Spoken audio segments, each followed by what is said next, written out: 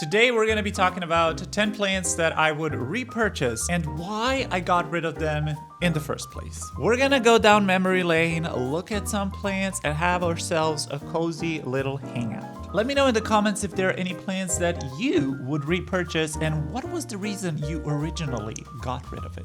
The first plant on my list is the Neon Pothos. Oh my god, I loved my Neon Pothos. For those of you who have been on my channel for quite some time, you might remember this plant because it used to be on my video shelf, actually in this exact corner, and it was so beautiful and so long. It was living on the top shelf of the video shelf and it was cascading down to the floor.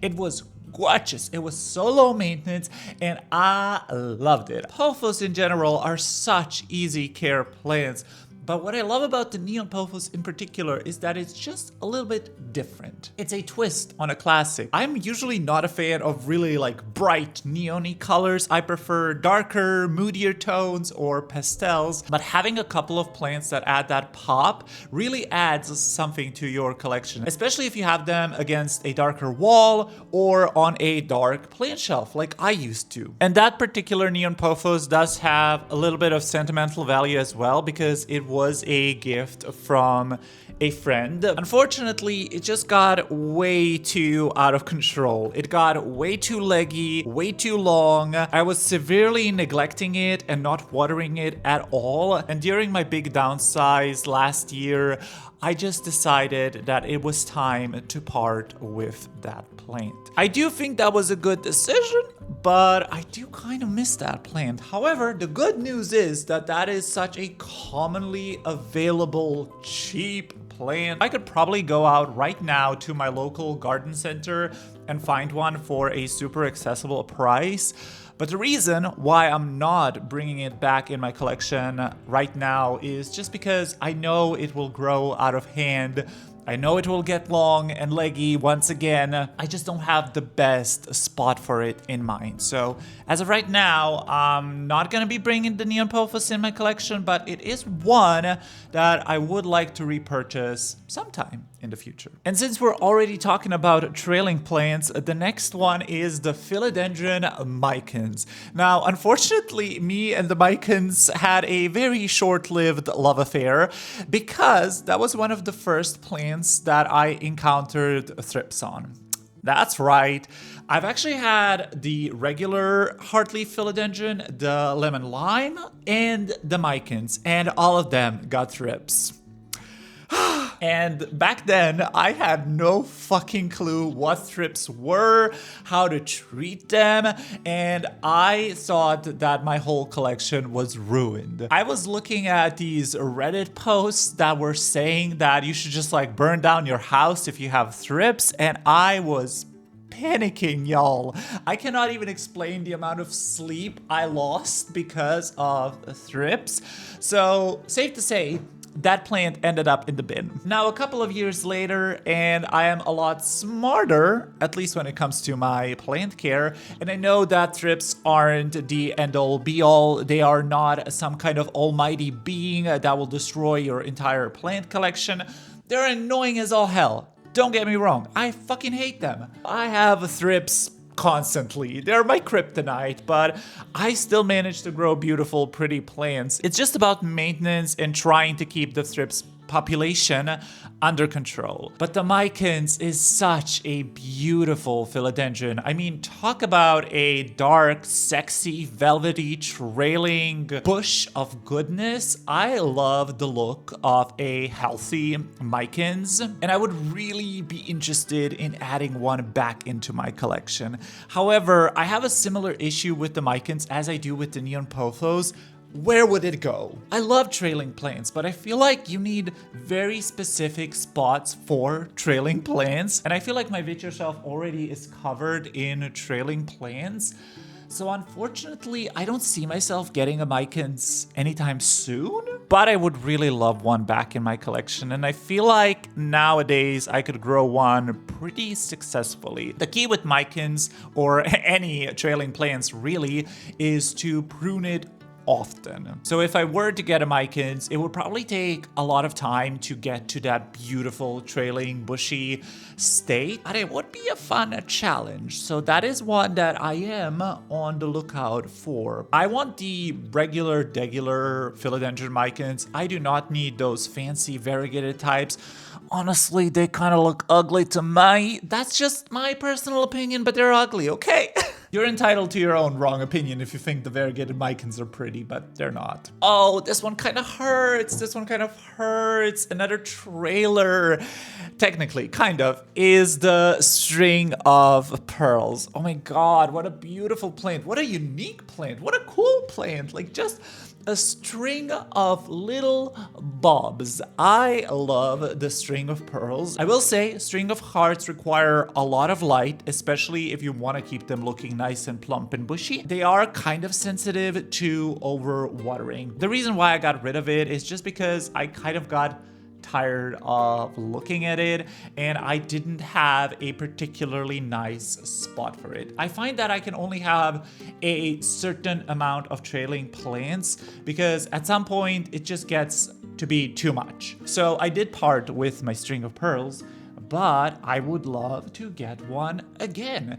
And maybe I would even love to try the variegated string of pearls. Now that kind of variegation I can get behind. It's just so cute and they look like little marble balls. But again, I just don't have like the perfect spot for it currently. So I don't think me and string and pearls are gonna have a future anytime soon. But I really do love when I see this plant in other people's collections. It's just such a cool, fun plant. And I don't think there is really anything out there that can be compared to a lovely, healthy string of pearls. Now the next one, this one hurts as well because my specimen was beautiful. And that is the Alocasia Regal Shield. Oh my god, talk about a majestic plant. I absolutely adore this Alocasia. Its growth habit, the shape of the leaves, the velvetiness, the color. It's beautiful, but it's also humongous. That thing is an absolute beast and can grow to be giant. And that was my issue with the Alocasia Regal Shield. At one point, it just got way too big. And I like big things, but not when they're that big. So unfortunately, I had to make the executive decision to get rid of that plant. But boy, do I miss it. And one day, we're manifesting over here, okay?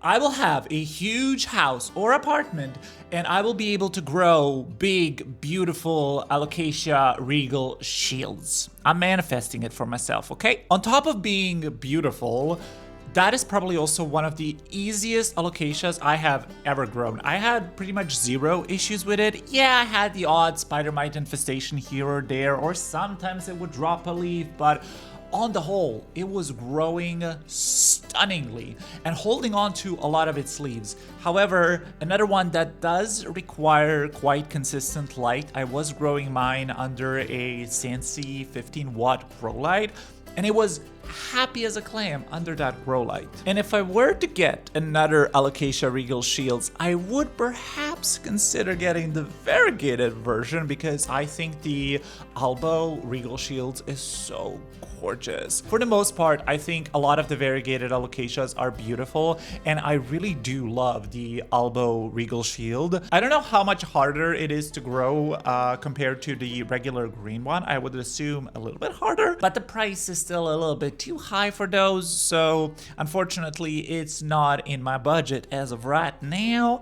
And again, I just don't have the space, but if I did, oh boy, I would love to have another Regal Shields. Now the next one is a little bit traumatic, and that is the Schismatoglottis wallichii, or as I like to call it, Waluigi. I loved that plant, but that plant that not love me. Oh my god, that plant was a spider mite magnet. Nothing I did managed to get rid of those god-forsaken spider mites. It was constantly infested. Y'all, I've tried so hard to keep up with the showering, with the pest treatments, with everything, and I just could not get that plant to be pest free. So that was the reason why I got rid of it. I just got tired of dealing with the spider mites. But oh my god, it's such a pretty plant. The leaf shape, the patterning, the growth structure. It was a thirsty plant. I remember it being extremely dramatic. It would droop over. I had to water that thing every like 2 to 3 days. But during the time that I was growing that plant and during its peak, it was such a showstopper in my collection. I feel like not a lot of people grow this plant, and I can't even recommend this plant to anybody because it is such a pain in the ass, but a gorgeous pain in the ass. I also did have the Schismatoglottis Silver Borneo. I don't miss that one as much, even though I did manage to grow it quite well, and at one point it was very beautiful, but I don't know, the Wallacei, or Waluigi, is where it's at for me. Another one that kind of hurts is my Alocasia Dragon Scales. Now, technically I still have this plant. I have a couple of corms and I believe some wet stick cuttings of that plant back at my mom's house. But my Dragon Scales, oh my god, if you've been on my channel, you've seen my Dragon Scales for sure. It was such a showstopper in my collection, and I was so proud of the fact that I was able to grow a gorgeous Alocasia Dragon Scale as a pretty novice plant parent. I got that plant fairly early on in my plant journey, not knowing how difficult or challenging alocasias can be, but that plant just never gave me any grief. It was such a good grower. It was such a pretty plant. I mean, the texture, the dark leaves. However, unfortunately, the Dragon Scales was one of the original victims of my black thrip infestation. I was not able to get rid of the black thrips on that plant. So I decided to just chop up the whole plant in hopes that I would be able to eradicate the thrips issue. And yeah, spoiler alert, I didn't eradicate the issue. I'm still dealing with thrips. Did I have to do that? Was that a good move? Probably not, but I will say towards the end of its life cycle, the Dragon Scales didn't look that pretty.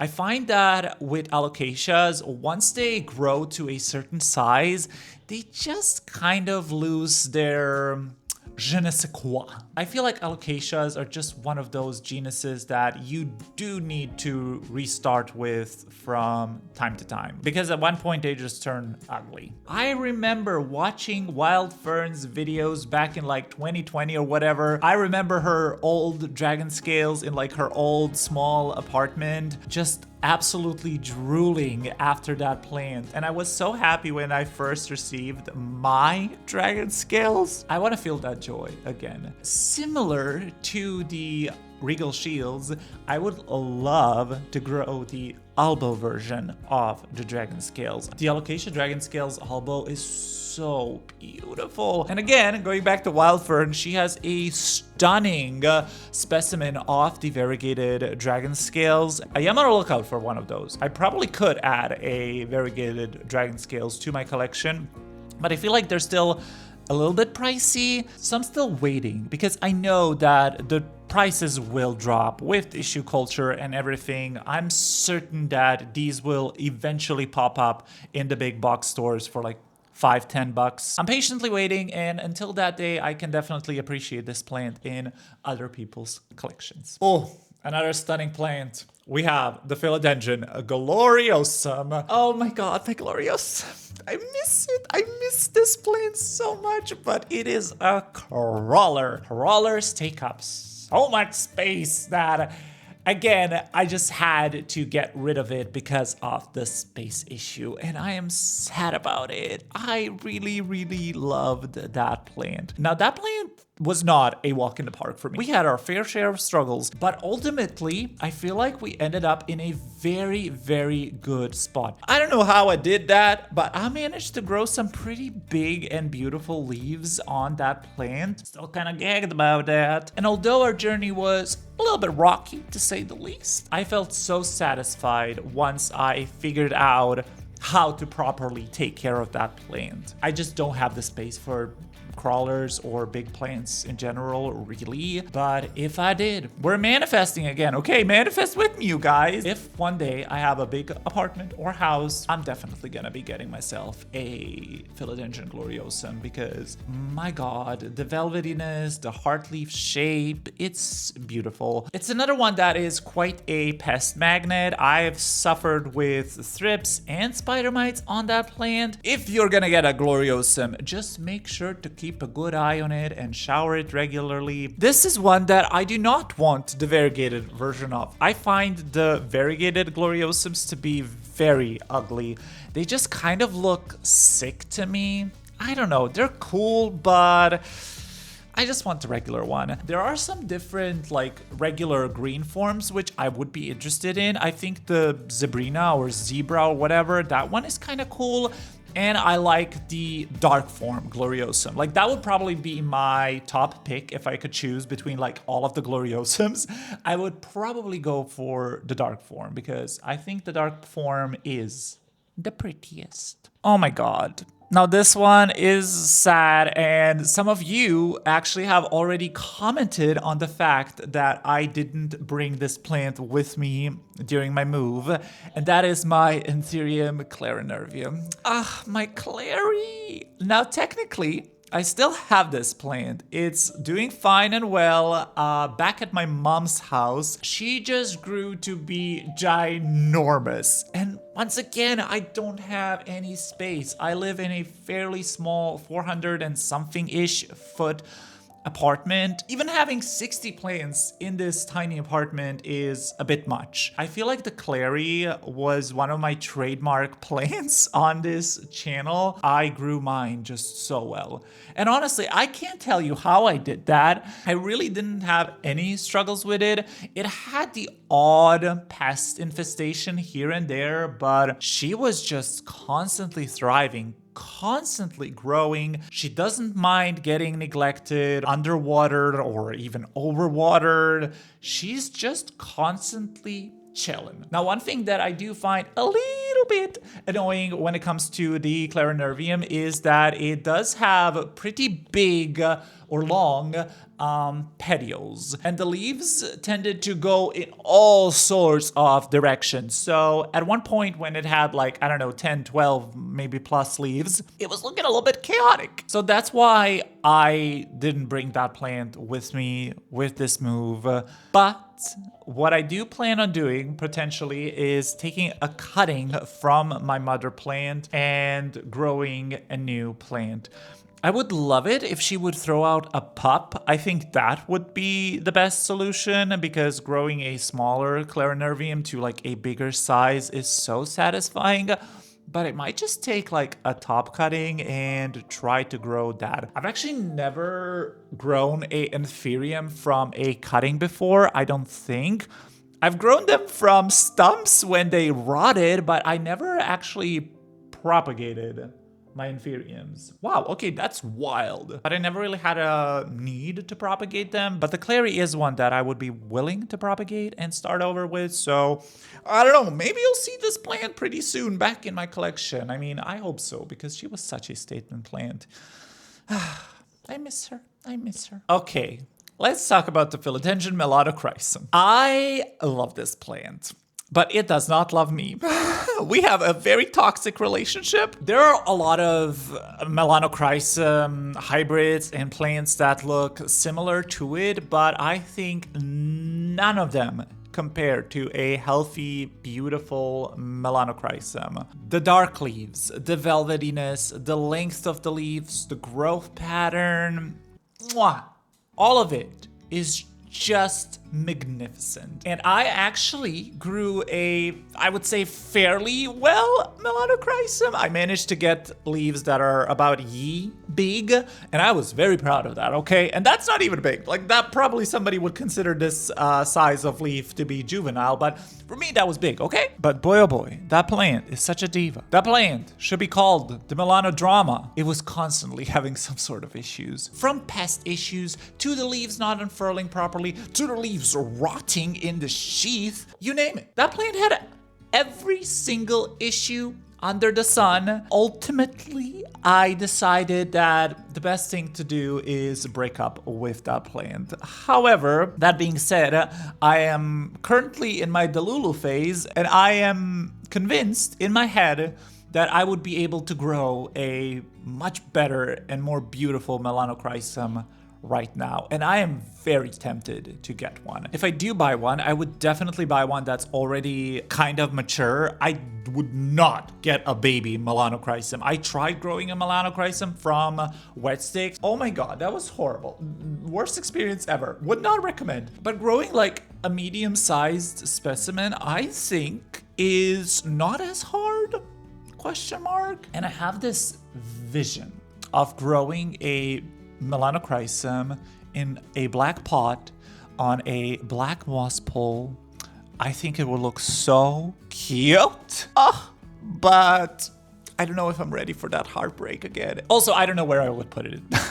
The Milano definitely needs, in my opinion, a lot of light, a lot of water, a lot of TLC. You need to constantly be checking that plant and on top of your pest management, which at the moment I'm just not, and I don't really have the time for such high maintenance diva plants.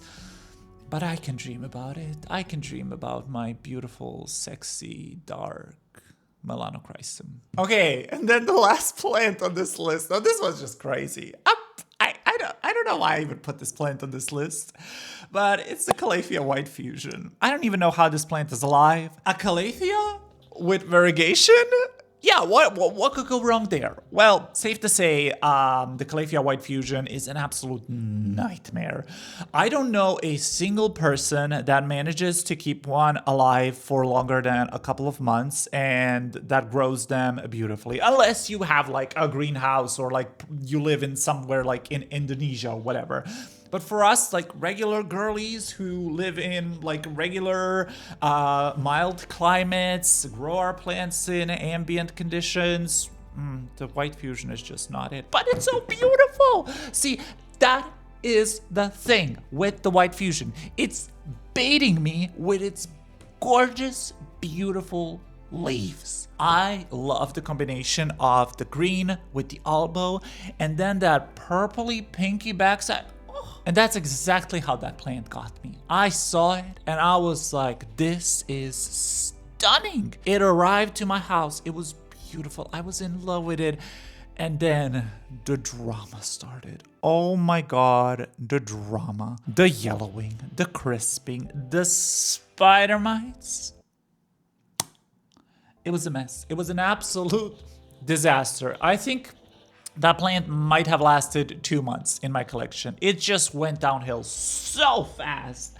And I did try to recover it to no avail. It was just meant for the compost. You know, some plants are not meant for our homes. They're just meant for the bin. And the White Fusion is one of those plants. But I would like to try one again. Somehow I have it in my head that I can grow one of those plants beautifully. Now I will say, I owned a Calathea White Fusion before I discovered Semi-Hydro. And before I discovered Semi-Hydro, I actually had a lot of issues with Calatheas in general. But now I have been growing 2 Calatheas very successfully in Semi-Hydro for, I would say, over a year. So I feel a little bit more confident in my ability to take care of Calatheas, and I might give the Calathea White Fusion a try. I don't know, y'all, should I do it? I feel like it's just gonna end in heartbreak and pain and suffering, but I don't know. I'm tempted. That is my list. Those are the 10 plants that I am considering repurchasing again and why I got rid of them in the first place. Again, let me know in the comments what are some plants that you would repurchase and why you got rid of them. I would love to chat with you. And if you want to help me manifest a big apartment, please don't forget to like this video, leave a comment, subscribe. All of those things help the YouTube algorithm recommend this channel to more awesome people like you. So I really appreciate your support. Bonus, it's completely free. Anyway, I hope you have a super amazing, fabulous, gorgeous day, and I will see you in the next one. Goodbye!